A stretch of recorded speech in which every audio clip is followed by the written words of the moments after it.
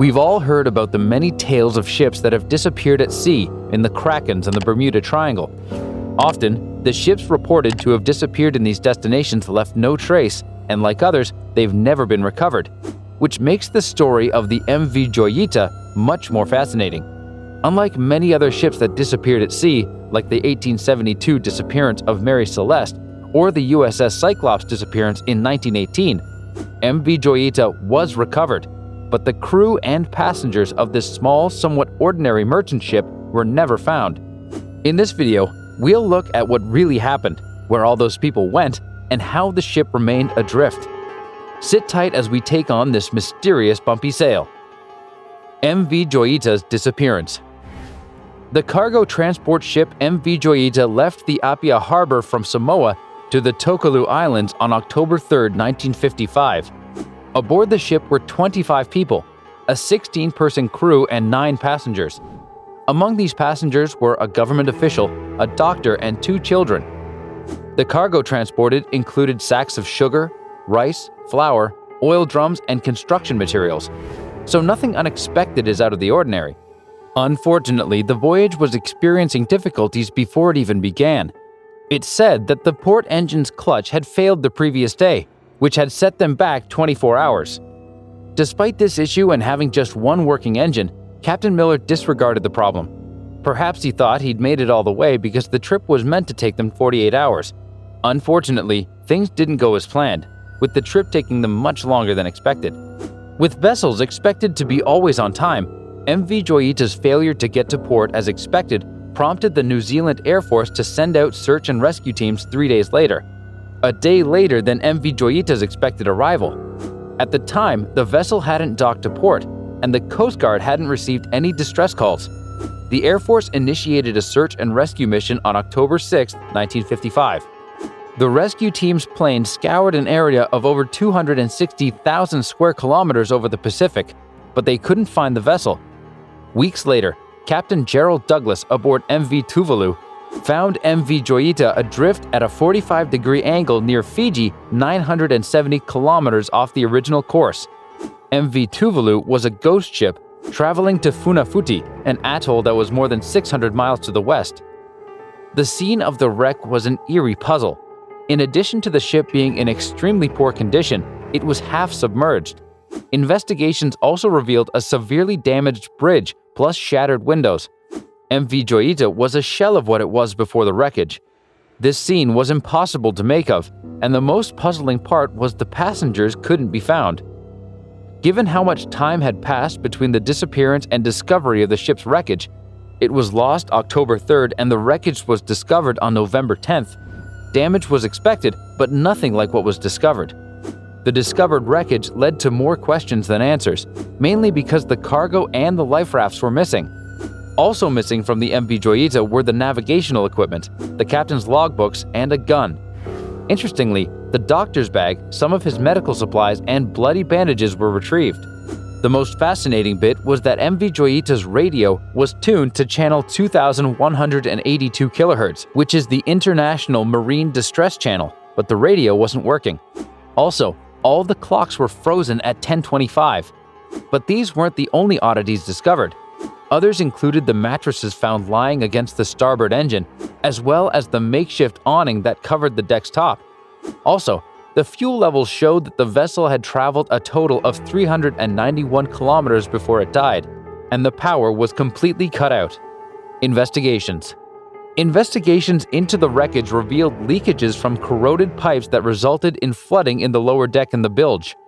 This was determined to have been the main problem for the ship, because one of the corroded pipes had been replaced during the Second World War and it had been leaking, so it allowed water to spill into the hull. Despite things being a long-running problem, the crew wouldn't have discovered this leak in the open water. They also discovered barnacles sitting over the waterline from the outside, indicating that the vessel had been at a 45-degree angle for a long time. Perhaps the most astounding discovery of all was that MV Joyita didn't actually sink, since the cork lining and the lightweight payload meant that the vessel was increasingly buoyant. It's worth noting that the MV Joyita was a cedar and oak seafaring vessel that was 21 meters long, with a 2.3-meter draft and a 5.2-meter beam. Before Captain Miller, its previous owners had retrofitted MV Joyita with added features like an 18 cubic meter cork lining meant for refrigeration and extra buoyancy. They also installed a new engine. The cork lining, in combination with the wooden elements, cedar and oak, and the light cargo, made the ship much lighter than the water it was sailing on, and it couldn't really sink. While these changes didn't save the souls on board, they guided investigations, giving reasons why the ship was adrift and why it hadn't sunk. As investigations went on, more damage to the vessel's superstructure was discovered, although this problem seemed disconnected from the problems experienced on the ship. Even so, this problem may have contributed to the damage suffered by the vessel. It's also believed that any attempts to send distress signals out and the subsequent lack of response from the emergency responders might have led to even more panic among the people on board. With the damage suffered and the panic by everyone on the vessel, it's believed that it was harder for the crew and passengers to get out or make reasonable decisions because the ship may have been wrecked at night. This meant that there was no situational awareness. The darkness also meant that it was impossible or harder for the crew to discover the minor problems in the vessel, which would otherwise be discovered if it happened during the day. Why abandon the ship? With the dinghy and lifeboats missing, it's possible that the passengers and crew left the ship. But researchers and experts note that the move wasn't the most reasonable since the 3 lifeboats weren't that seaworthy, especially when the ship's condition is considered. Additionally, the vessel didn't have enough life jackets for all on board. These, along with the fact that the vessel was perfectly buoyant 5 weeks after the wreckage, means that staying put would have been the most ideal thing to do.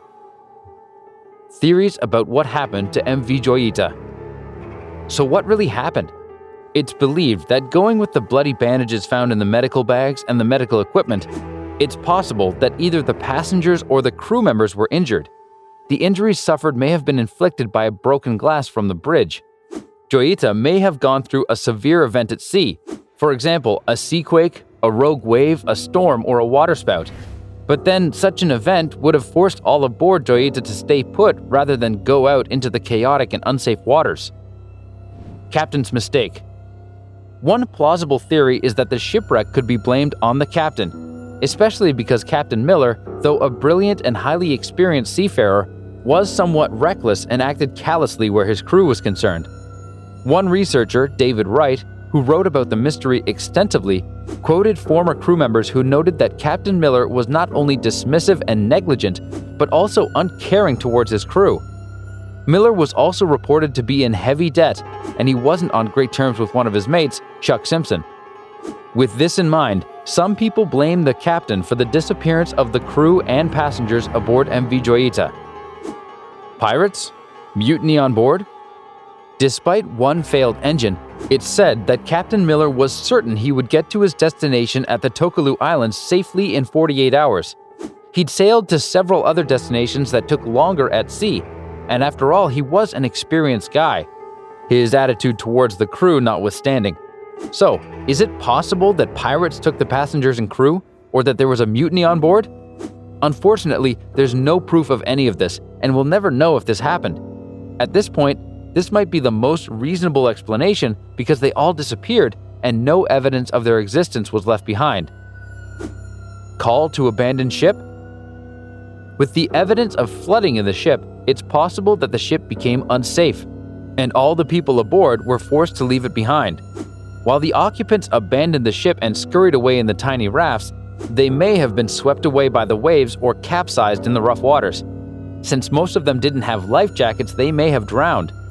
Ultimately, it's possible that they all drowned or were killed by sharks. But there's still no explanation as to where the life jackets, dinghies, and rafts went since they were never recovered. As questions fill our minds concerning the fate of MV Joyita and with no trace of the crew, life rafts, or dinghy, the appearance of this vessel remains a mystery. There's no way of knowing what happened, and people keep speculating. So, what do you think happened to all the souls aboard MV Joyita? Thanks for watching.